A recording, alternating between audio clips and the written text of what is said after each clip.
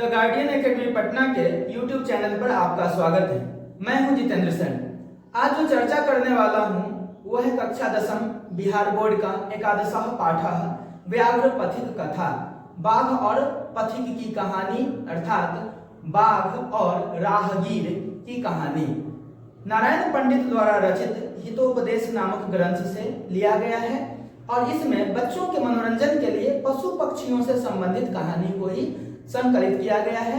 इसी से संबंधित कहानी है यह बाघ और पथिक की कहानी, जो कहीं न कहीं नीति विषय और मनुष्य के अवगुणों को दूर करने के लिए इसमें संग्रहित किया गया है कि ताकि मनोरंजन के साथ साथ हमें कुछ सीख मिल सके। तो आइए देखते हैं इस कहानी को।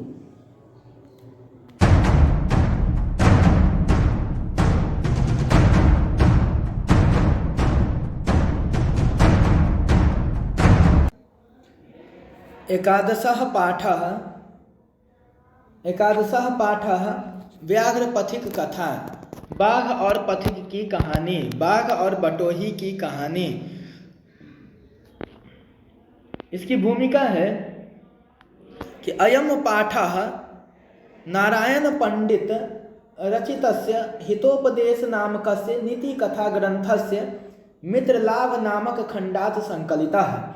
अयम पाठः, यह पाठ नारायण पंडित रचितस्य, नारायण पंडित द्वारा रचित हितोपदेश नामकस्य नीति कथा ग्रंथस्य, नीति कथा ग्रंथ के मित्रलाभ नामक खंडात, मित्रलाभ नामक खंड से संकलित है। अर्थात हितोपदेश के रचयिता कौन? नारायण पंडित। यानी यह पाठ जो है बाघ और पथिक की कहानी, यह जो है नारायण पंडित द्वारा रचित हितोपदेश नामक नीति कथा ग्रंथ के किस खंड से? तो मित्र लाभ नामक खंड से संकलित है।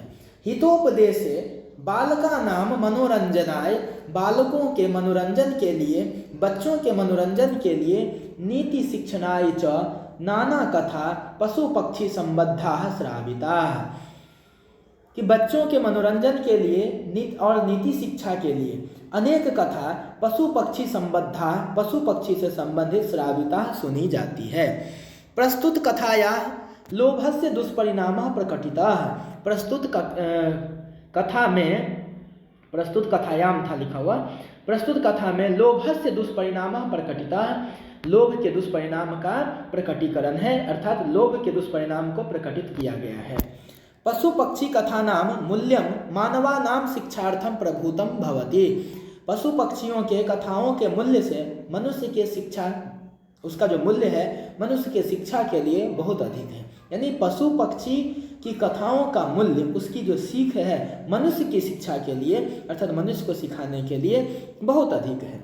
इति एतादृशी भी कथा भी ज्ञायते, यह इति एतादृशी भी ऐसी इस प्रकार की कथाओं से, कथा भी मतलब कथाओं से ज्ञायते जाना जाता है या ज्ञात होता है। अब देखिए इसमें है, यहाँ पर कहानी की शुरुआत होती है कि कश्चित् वृद्ध व्याघ्रः स्नातः कुशहस्तः सरस्तीरे ब्रूते, कि कोई बूढ़ा बाघ स्नातः स्नान करके कुशहस्ता हाथ में कुश लेकर सरस तीरे ब्रूते तालाब के किनारे, सरसी के किनारे बोलता है। क्या बोलता है? भो भो पांथाः इदम सुवर्ण कंकनम गृह्यताम, हे पथिक यह सोने का कंगन ग्रहण करो। ततो लोभाकृष्टेन केनचित पांथेन आलोचितम, तब लोभ से आकृष्ट किसी पथिक के द्वारा, तब लोभ से आकृष्ट किसी पथिक के द्वारा आलोचितम सोचा गया। क्या सोचा गया? भाग्येन एतत् संभवति, कि भाग्य से ऐसा संभव होता है। किंतु अस्मिन् आत्मसंदेहे प्रवृत्ति न विधेया, लेकिन इसमें मुझे कुछ संदेह है, इससे इनकार नहीं किया जा सकता। क्यों? यतः, क्योंकि अनिष्टादिष्ट लाभे अपि न गतिर्जायते शुभा यत्रास्ते विष संसर्गो अमृतम तदपि मृत्यवे।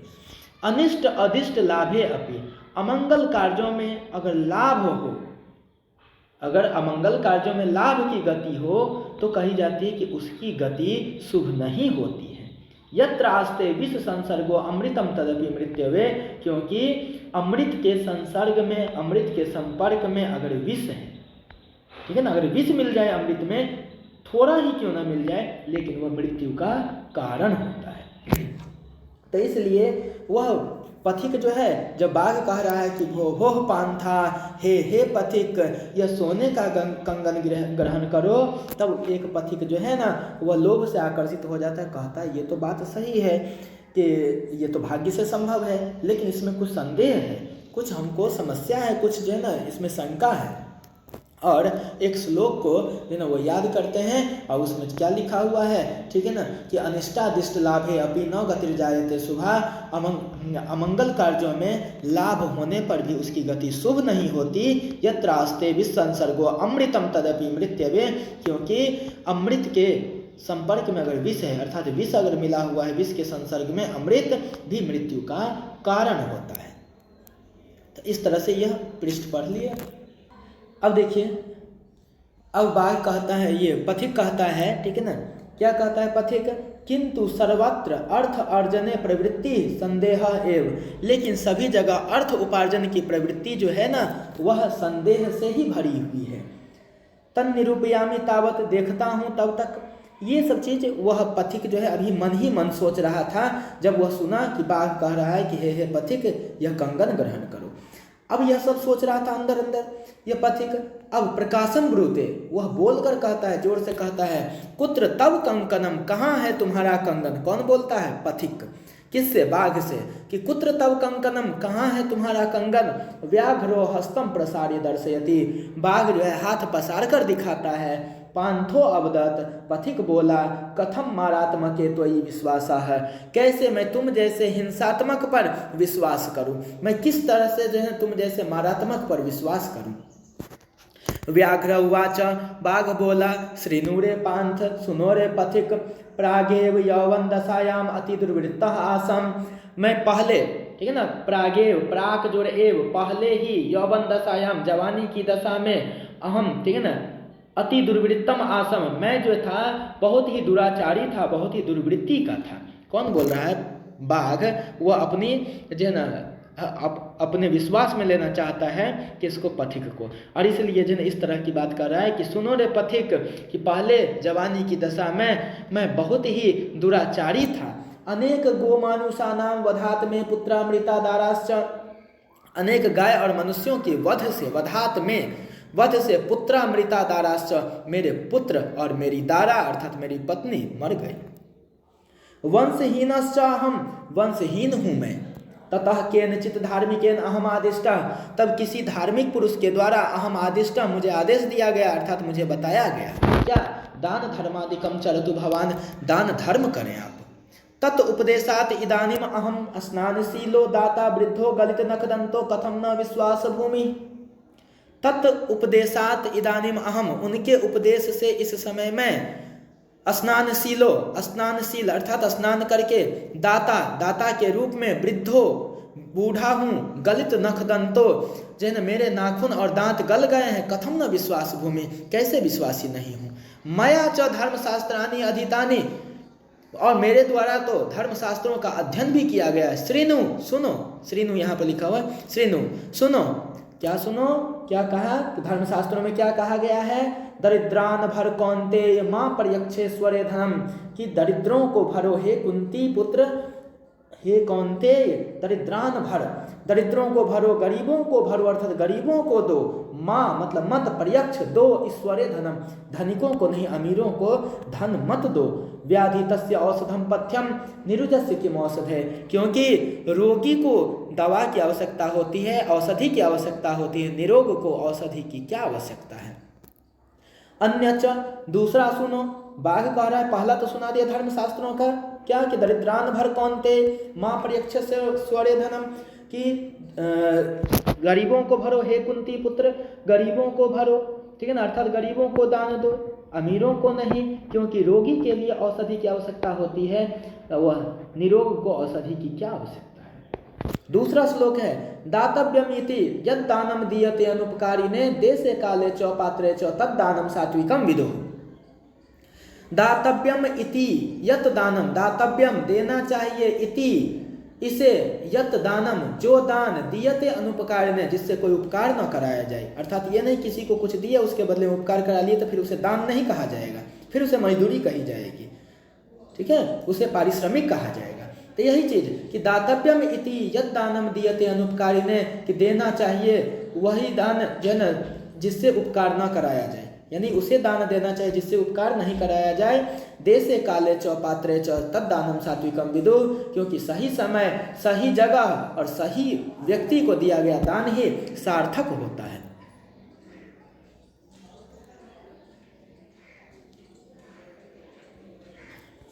अब है तदत्र सरसी स्नात्वा स्वर्ण कंकनम गृहान, कहते हैं यह जो है ना बाघ जो है वह बाघ कहता है, क्या कहता है, तदत्र सरसी स्नात्वा स्वर्ण कंकनम गृह्यताम, यानी कि धर्मशास्त्रों का हवाला दे करके, धर्मशास्त्रों का जो है ना बात करके बाघ क्या कहते हैं कि अब जो है तुम तो व्यक्ति भी सही दिख रहे हो, जगह भी सही है और तुम पात्र भी सही हो, समय भी सही है, और इसलिए तुम क्या करो कि उस सरसी मतलब सरोवर में, तालाब में, स्नान करके स्वर्ण कंकनम गृह्यताम, ठीक है ना, सोने का कंगन ग्रहण करो।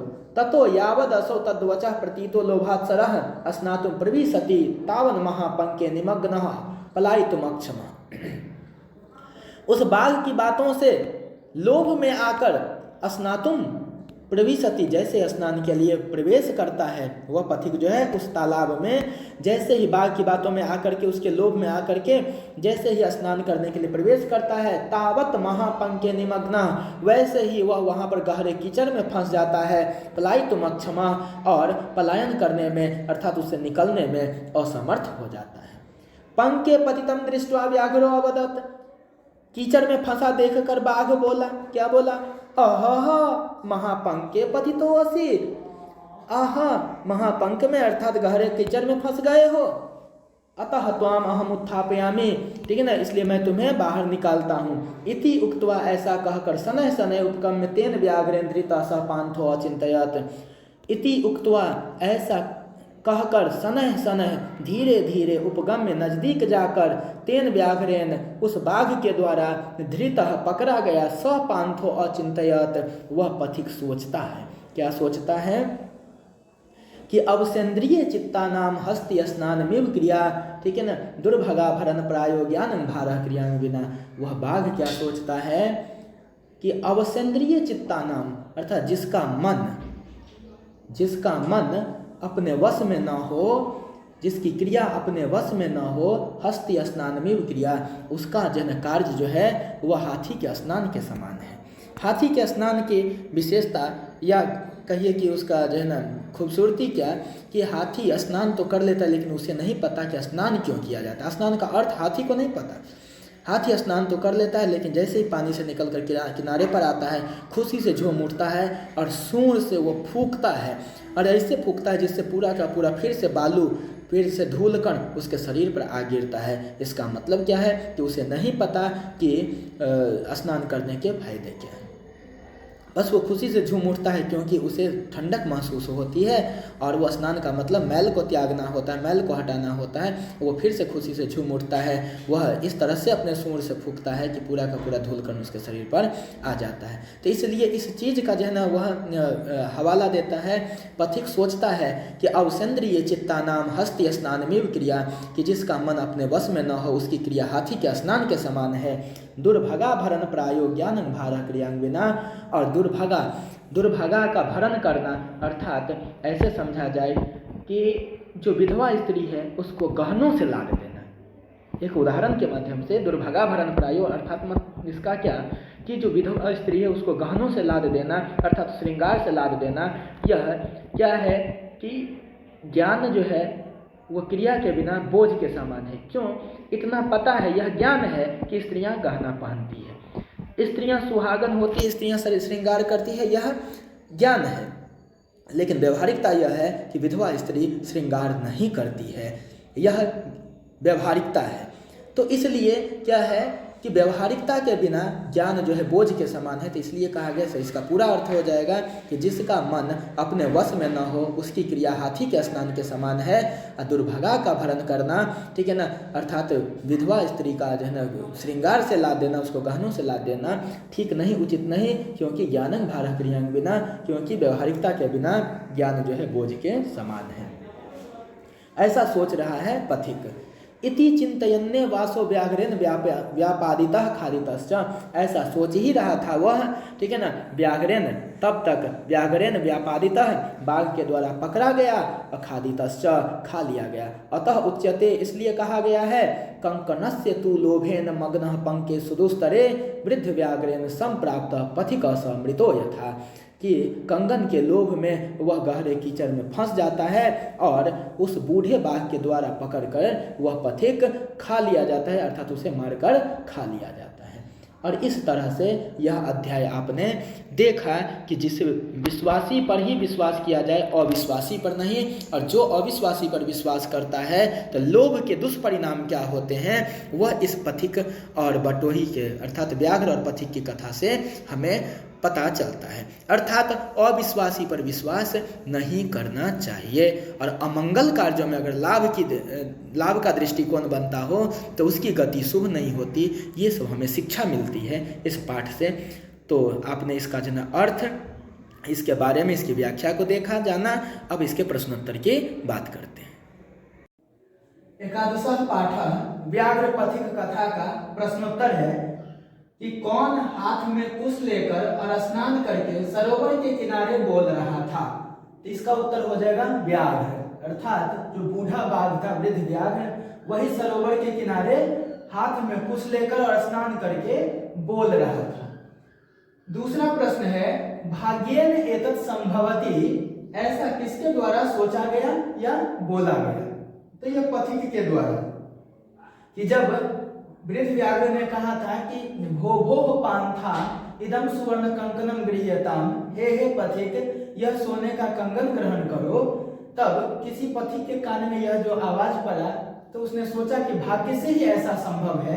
इसलिए यह जो लिखा हुआ है कि भाग्येन एतत् संभवति, ऐसा किसके द्वारा सोचा गया, तो यह है पथिक के द्वारा। अगला प्रश्न, वृद्ध व्याघ्र क्या देना चाहता था, तो सोने का कंगन, सुवर्ण कंकण। अगला प्रश्न, पथिक कहाँ फंस गया था, तो वह गहरे कीचड़ में फंस गया था, दलदल में फंस गया था। पथिक किसके द्वारा पकड़कर खा लिया गया, तो वृद्ध व्याघ्र के द्वारा। अगला प्रश्न, वृद्ध व्याघ्र कहाँ बोल रहा था, तो सरोवर अर्थात तालाब के किनारे। कौन लोभ से आकृष्ट हुआ, तो पथिक जो लोभ से आकृष्ट अर्थात आकर्षित हुआ। अगला प्रश्न, कौन सुवर्ण कंकणम देना चाहता था, कौन सोने का कंगन देना चाहता था, तो वृद्ध व्याघ्र। कौन वंशहीन था, तो वृद्ध व्याघ्र। कीचड़ अर्थात दलदल में कौन फंस गया था, तो पथिक। यहाँ पर उत्तर इसका कि पथिक फंस गया था। अब देखते हैं अगला प्रश्न, कौन स्नानशील और गलित नखदंत, जिसका नाखून और दांत दोनों गलित था, वो कौन था, तो वो वृद्ध व्याघ्र।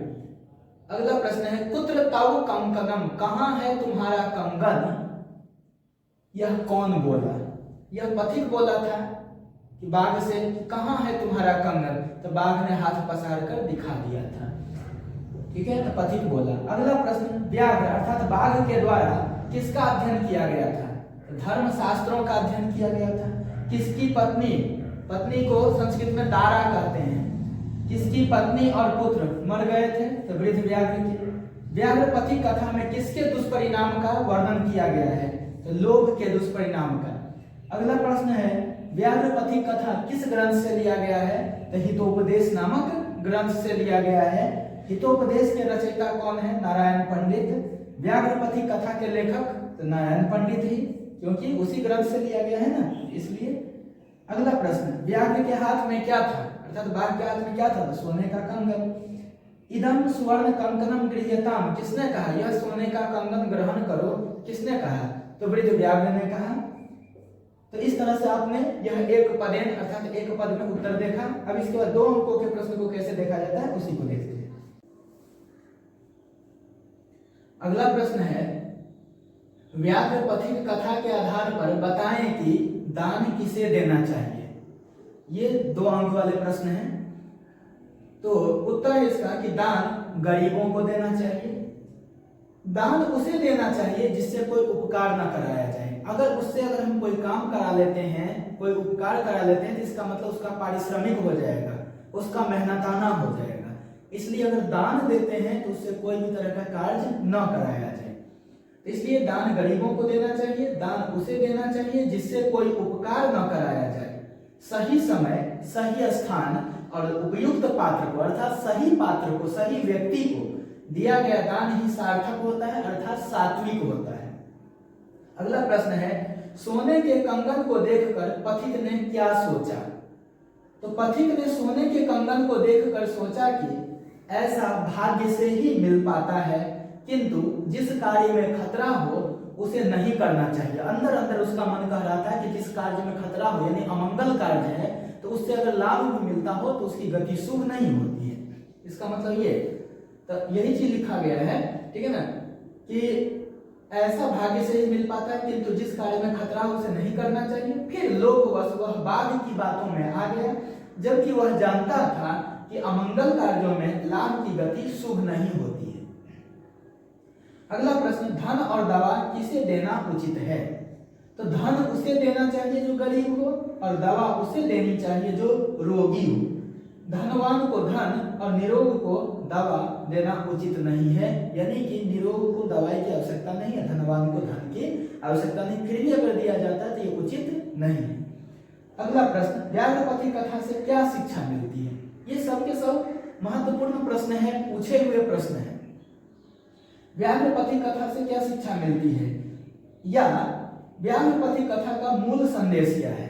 क्या है इसका मूल संदेश, इसका शिक्षा क्या है, इसके पढ़ने से, इस कथा के पढ़ने से हमें क्या शिक्षा मिलती है, हम क्या सीखते हैं। है तो पशु पक्षियों से संबंधित कथा, फिर हमें क्यों जरूरत है। तो यही चीज कि व्यवहारिक ज्ञान के लिए। देखिए उत्तर इसका, व्याघ्रपति कथा से यह शिक्षा मिलती है कि हमें दुष्ट की बातों पर लोभ में आकर विश्वास नहीं करना चाहिए, सोच समझकर ही कार्य करना चाहिए। नरभक्षी प्राणी जैसे बाघ पर कभी भी विश्वास नहीं करना चाहिए। इस कथा का उद्देश्य मनोरंजन के साथ व्यवहारिक ज्ञान देना है। मनोरंजन के साथ व्यवहारिक ज्ञान देना है। अगला प्रश्न है, पथिक वृद्ध व्याघ्र की बातों में, बूढ़े बाघ की बातों में क्यों आ जाता है। उत्तर है, पथिक सोने के कंगन की बात सुनकर सोचा कि यह तो भाग्य से ही संभव है, किंतु जिस कार्य में खतरा हो उसे नहीं करना चाहिए। फिर लोभवश उसने सोचा कि धन कमाने के कार्य में खतरा तो होता ही है। इस तरह वह लोभ से वशीभूत होकर बाघ की बातों में आ गया। अगला प्रश्न, व्याघ्रपति कथा के आधार पर सात्विक दान क्या है। तो उपयुक्त स्थान, अर्थात सही स्थान, सही समय और सही व्यक्ति को दिया गया दान ही सार्थक या सात्विक होता है।